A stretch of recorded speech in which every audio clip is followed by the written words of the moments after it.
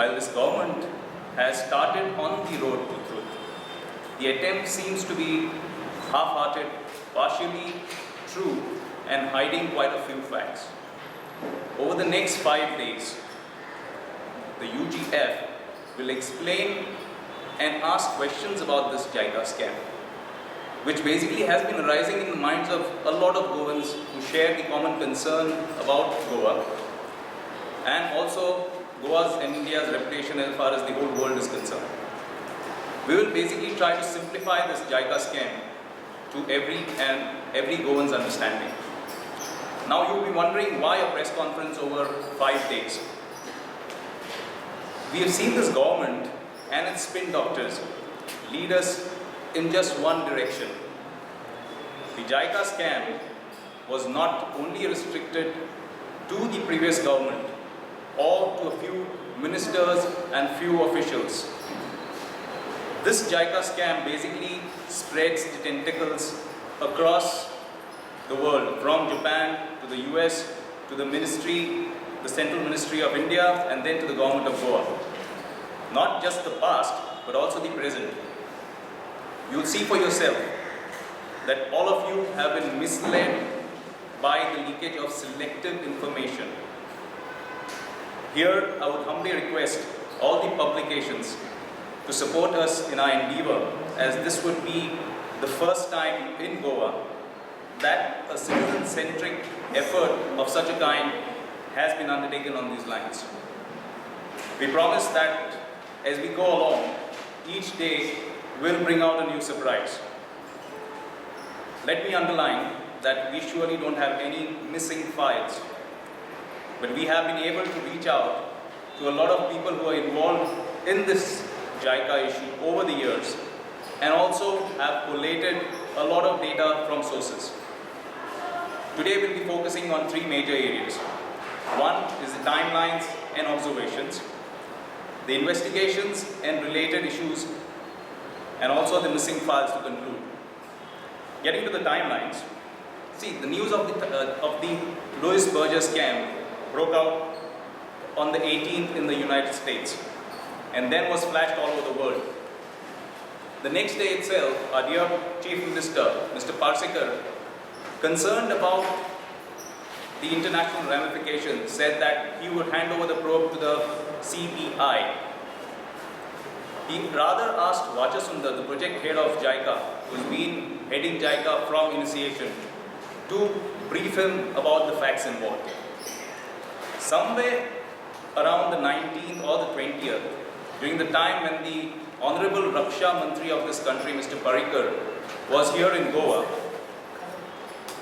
he seemingly mentioned that he had all the details of the scam, right from the ministers involved to the bungalow where the exchange took place. Suddenly the next day we realized that this Chief Minister had given the whole onus of undertaking the probe to the crime branch, and also asked them to submit a report in 2 days. Imagine the Goa crime branch.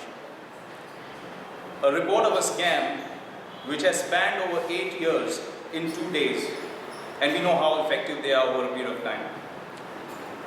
He still went on to defend the same Louis Berger company without even considering, or rather without even going through the report of the US government itself, wherein the company itself has accepted to their antics all over the world.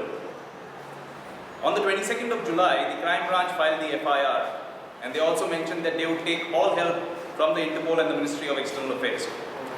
Subsequently, on the 23rd, the crime branch raided the JICA office and seized 18 files.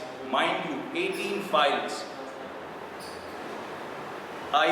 We fail to understand how these very people who do not have any idea of this whole JICA issue go and attach only 18 files.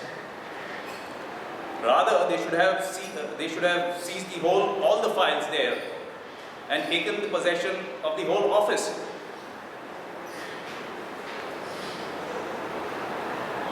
After that, during this course, the Chief Minister himself suddenly said that the CBI would be handed over the probe once the crime branch report comes through, which was supposed to happen in 2 days. On the 25th of July, Vachasundar is sacked, and there are reports of a few JICA officials being investigated. Vachasundar is then arrested on the 27th, and the CM on that particular day clarifies that though he initially thought of giving the probe to the CBI, later he thought it wise to have the crime branch inquire into it. We wonder why. Because the CBI is under the center, and the crime branch, as we know, is totally under the Goa government. In the meantime, Churchill and Digambar are summoned by the crime branch. Subsequently, Vachasundar's residence is raided on the 29th, after 10 days of the issue breaking out. Imagine a person who is involved with this JICA issue from day one and who had access to all the files, all the dealings, and whatever had to be done with JICA was given a free time of around 10 days, and then his house was raided. On the 29th, Churchill's house at Varka was raided, and a letter rogatory was issued. Suddenly there's a mention of 2 whistleblowers now. Sanjay Jindal and Shiv Ram Prasad, who were basically employees of Louis Berger, had suddenly become whistleblowers instead of, and they were not arrested. That's another concern.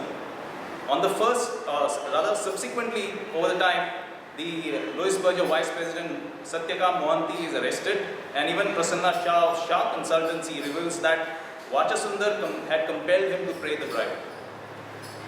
On the 5th, Digambar Kamath files the anticipatory bail, and on the same evening, Churchill is arrested. On around the 7th, Valanka Alemao's name starts surfacing, as witnesses say that she was the one who accepted the bribe. During that same time, the involvement of another aide of Churchill at that point in time, and the present MLA from South Goa, also is doing rounds as being the interface in all this. Soni, the Hawala agent, is arrested, and Churchill's house is raided again on the 11th.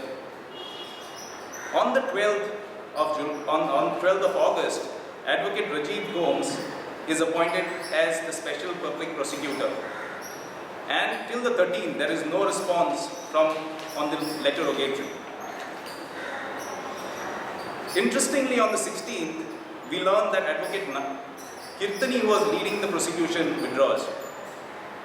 In between the time, during the 10th and the 11th, an RTI query filed with regards to the missing file gets a reply saying that the said file is with the crime branch. Now let's look at the whole issue in context of the people involved. Let's talk about Parsikar first. We wonder how the Chief Minister, who was so enthusiastic about handing over the investigation to the CBI on day 1, over a period of time, has done a lot of U-turns, and on some pretext or the other, has refrained from giving this investigation to the CBI. We would like to understand whether did someone from the government pressurize him, or did he realize over a period of time, subsequent to having been informed by Vachasundar and surely a meeting with the Raksha Mantri, Mr. Parikar, that if the CBI had to walk in, then there would be a lot more skeletons which would tumble out. Second, this would be in context with the respected Raksha Mantri of India. As it was addressed that Mr. Parikar had an idea of where and when the whole transaction took place, from the ministers involved to maybe literally the date, because we all understand that if there is one person, if there is one minister who knows each and every transaction, or who may know each and every transaction in the whole state of Goa, that is Mr. Parikar. And the kind of intellectual he is, it is just not possible, if you understand Mr. Parikar, that he would forget even one date and the person involved. So we surely assume, or rather we are sure, that there is a lot of truth behind each and every sentence he makes. The fact of the matter being that didn't he think it was his duty to come forth and give statement to the crime branch? Now we don't expect the crime branch to actually summon him and ask him to depose, because few months back a judge who actually passed an order for a search warrant to be conducted at Parrikar's Delhi residence had to face a lot of flack, and he was sidelined totally. So we know that crime branch surely wouldn't take that risk. But doesn't Mr. Parrikar owe it to the people of Goa? Why was it that he didn't advise Parsekar to go for a CBI inquiry? Now getting to Vacha Sundar.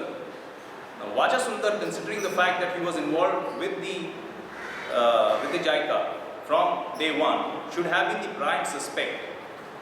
Then how did the CM, Chief Minister, make such a horrible mistake and ask the prime suspect to actually appraise him of the case initially? The raids on the house of Vacha Sundar were conducted nearly after 10 days after the news broke out. Enough time for someone who's got access to all files to do whatever he wanted. The funny part being, if you see the things which were recovered at the raid, it somehow feels that Mr. Vacha Sundar was absolutely sure and had the confidence in this government that nothing would happen to him.